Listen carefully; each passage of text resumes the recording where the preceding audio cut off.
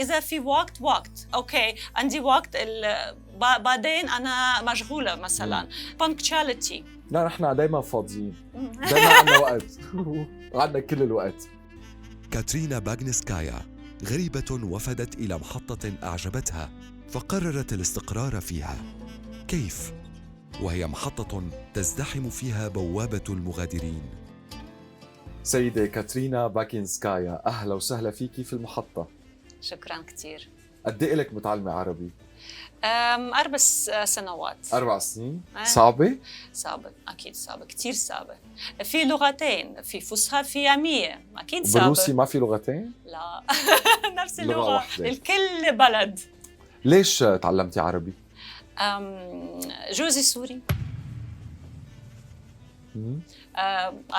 عائلتي سوري. لازم أحكي عربي. بس لازم. جوزك إلك متجوزتيه 17 سنة. بس ما تعلمتي عربي لمن 4 سنين. لا قبل شوي مو كتير، بس إذا ما في محيط كيف ما في تدريب، ما في تواصل مع حدا بالعربي. ايه هذا مشكلة. في دبي كل ناس يحكي إنجليزي، ليش عربي؟ هيك. انتوا تعرفتوا بدبي وتزوجتوا بدبي؟ لا زوجته هون في سوريا. زوجتوا بسوريا. صافيتا. والله جوزي من صافيتا. من صافيتا. حبيتيها لصافيتا؟ كتير حلوة صح؟ كتير. وطقس فيها حلو كثير. جميل كمان. أي سنة اجيتي أول مرة على سوريا؟ 206. 2006. حبيتي سوريا لأنه زوجك سوري ولا أنت فعلا حبيتيها اقتنعتي فيها في شيء لمسك؟ قبل لا ما فكرت عن سوري أبداً. ما في معلومات من زمان، ما في كتير معلومات، ما في إنترنت فيه بس شوي. سوريا كتير بعيدة، ما كانت الناس بتعرف معلومات عنها. وإذا مو جوزي ما بعرف، ممكن أنا مو هون اليوم. شو كان انطباعك عن سوريا؟ الانطباع، رياكشن أول ما اجيتي شفتي البلد؟ أول مرة كتير ممتع، هذا الشيء جديد. وعائلة جوزي شو اسمه ويلكم مي. هذا قبل جواز شوي، 3 شهور قبل. وكل شيء مختلفة. أنا بحب إكزوتيك بشكل عام. بتحبي؟ طيب عندك 4 اختصاصات جامعية حضرتك، وعندك PhD من موسكو بتاريخ الفن. وما مع ذلك أنت قررتي إنه تستقري بالشام، سكنتي أنت وزوجك وأولادك من 4 سنين بدمشق، ونقلتي كل هالخبرة لشيء عم تخدمي فيه يمكن الفن سواء السوري أو الروسي، صح؟ كيف اجت الفكرة؟ كيف أول شيء كيف تعاطيتي أو تقبلتي إنك تسكني بالشام بهذا الظرف؟ وبعدين بنحكي كيف بلشتي تعرفي عن الثقافة السورية. أكيد قبل أي رحلة أنا أقرأ عن المكان وتاريخه كل شيء. وكل وقت جيت إلى سوريا أنا أشوف شيء جديد، شيء غير. هذا السنة تدمر، بصرة بعدين ما بعرف شو، كل بلد مناطق. من 5 سنين في فكرة ممكن نعيش في دمشق، ليش لا؟ ممكن هذا مكان كتير قديم، كتير تاريخي، في تاريخ، في شيء أنا بحب كتير. وجوزي كمان أكيد في ماما بابا هون. ليش؟ حماتك أحلى حماية بالعالم. أحلى حماية بالعالم. أحلى بالعالم عن جد. هي كتير لطيفة وكريمة. اللي علمتك الطبخ؟ بس مجدرة علمتك؟ انا ما اعمل شيء، هي دائما هي كل شيء. سلم عليها. ايه سلم عليها. جدي. حبيتي الشام كاترينا؟ حبيتي دمشق؟ بحب كثير. ايه. وبلشتي تعملي يور اون بلوج، يعني صار عندك مدونتك الخاصة اللي تعرفي فيها عن تاريخ الفن بسوريا. كمان كيف طلعت الفكرة؟ قبل جيت إلى سوريا، زميلتي زميلي شو اسمه؟ قولي يعني بالانجلش. they ask me, they question me. في دائما سؤال، ليش سوريا؟ في دبي أحسن. بس في سوريا في تاريخ، في شيء عن جد أنا بحب أعيش ببلد قديم جدا. وأنا بدي أولادي كان مع سر مع عائلة سوري. بدك أولادك يربوا بجو الأسرة وبالعائلة السورية. هذا الشيء خير، أنا بحب هاي.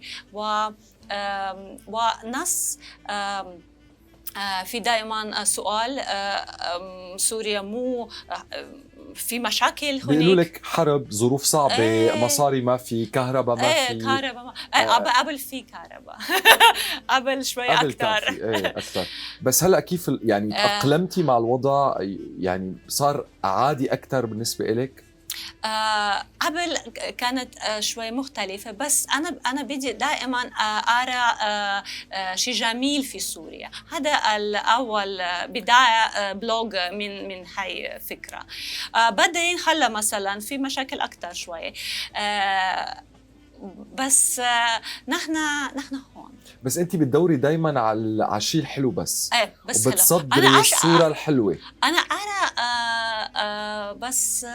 بس جميل. هذا هيك مخي شغال هيك. في سوريين ما بيعرفوا عن تاريخ بلدهم، عن تاريخ سوريا. هذا عادي، مو بس في سوريا، هذا عادي بكل مكان. أكيد. شو الدور اللي عم تعمليه حضرتك بين يعني مع هالأجيال، مع الشباب، لما بيكون عندكم تور، لما بيكون عندكم زيارة لمكان معين بالمركز الثقافي الروسي؟ أنا أفكر لازم أعمل برامج تعليمي لأولاد، لأطفال. برامج تعليمية للأطفال دائما من أطفال. هذا الوقت أحسن وقت من الطفولة.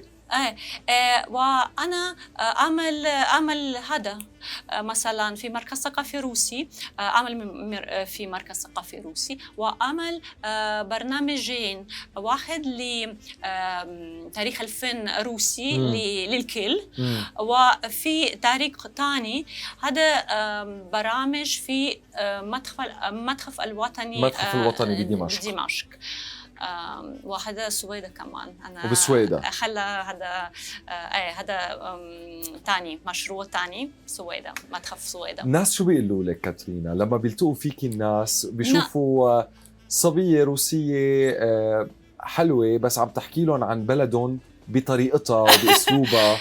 دائما في ألف شكرا ألف شكرا